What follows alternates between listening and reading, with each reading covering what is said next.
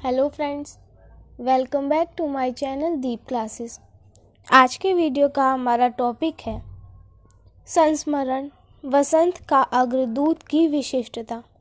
हमारा आज का वीडियो स्टार्ट करने से पहले अगर आपने अभी तक हमारे चैनल को सब्सक्राइब नहीं किया है तो इसे सब्सक्राइब कर लें, जिससे हमारे सभी वीडियो के नोटिफिकेशंस आप तक पहुंच सके। साथ ही MHD से रिलेटेड अदर वीडियोस के लिए आप हमारे चैनल की प्लेलिस्ट में जाकर उन्हें देख सकते हैं।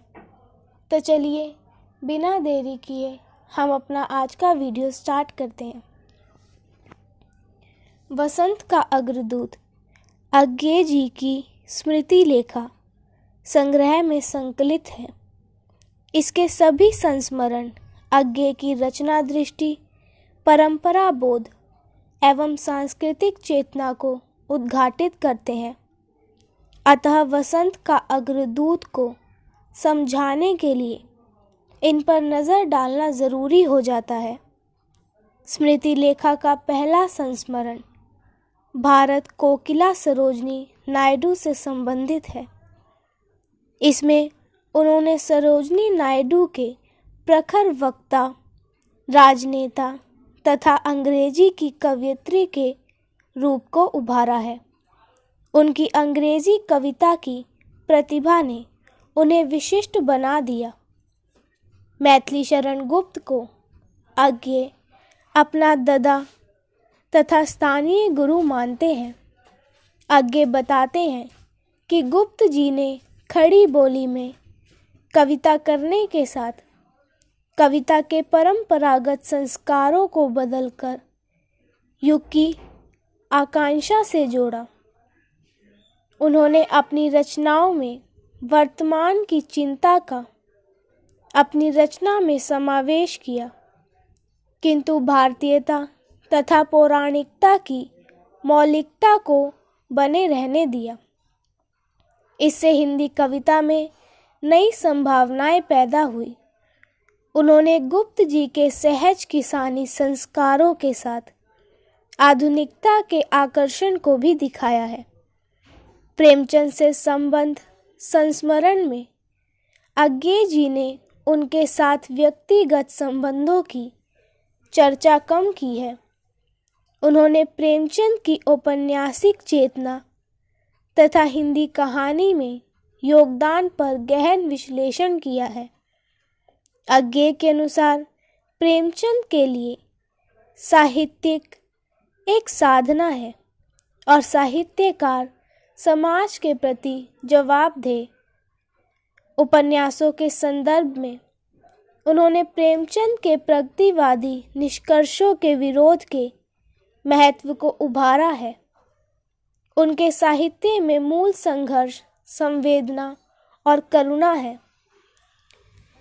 सुमित्रा नंदन पंत पर लिखे गए संस्मरण में अज्ञे ने पंत के व्यक्तित्व, मानसिक अवसादों तथा रचना प्रवृत्ति पर विचार किया है।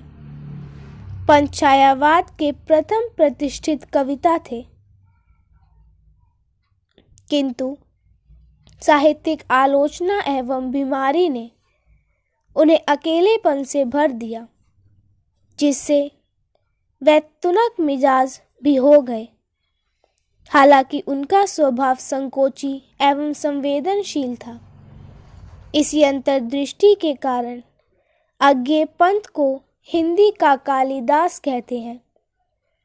माखनलाल चतुर्वेदी पर लिखे संस्मरण में उन्होंने चतुर्वेदी को भारतीय अस्मिता को रूपायित करने वाला रचनाकार माना है, जिसने स्वाधीनता के आह्वान को अपने जीवन का हिस्सा बना लिया था।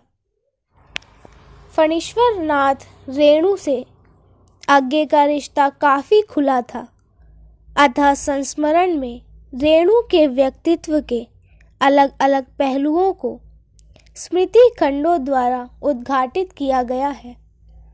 इस संस्मरण में रेणु जी की मौत की पीड़ा भी है। अज्ञे ने मैला आंचल के विश्लेषण से रेणु के व्यक्तित्व के ग्रामीण जुड़ाव को दिखाया है। उन्होंने अपने उपन्यास में स्वतंत्र भारत के समस्त ग्रामीण जीवन को चित्रित कर दिया है। हजारी प्रसाद द्विवेदी से जुड़े संस्मरण में अज्ञे ने उन्हें 20वीं शताब्दी का बाणभट्ट कहा है।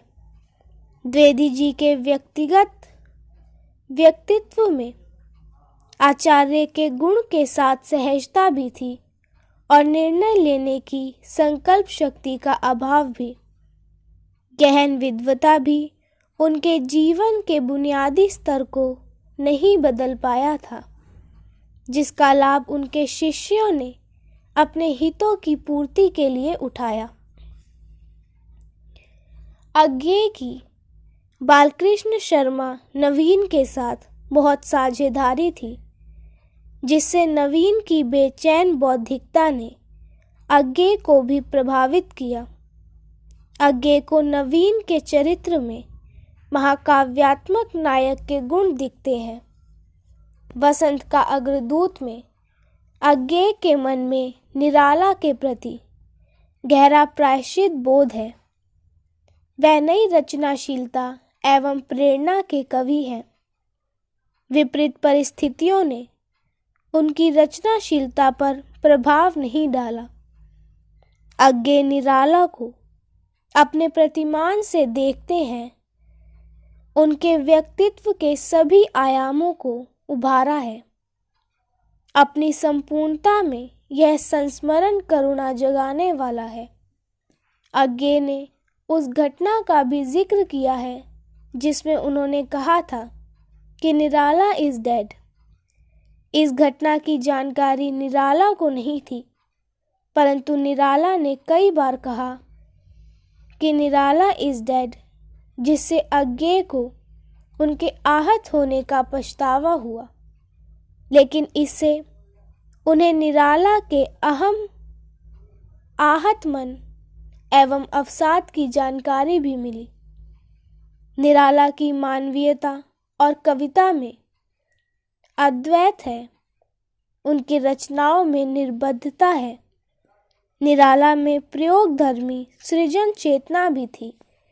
इस संस्मरण में निराला के व्यक्तित्व के साथ अज्ञे के व्यक्तित्व के पहलू भी सामने आते हैं। इसी के साथ आज का वीडियो यहीं ख़त्म होता है। अगर हमारा आज का वीडियो आपको पसंद आया हो तो वीडियो को लाइक एंड शेयर करें और चैनल को सब्सक्राइब करना ना भूलें। Thank you for watching.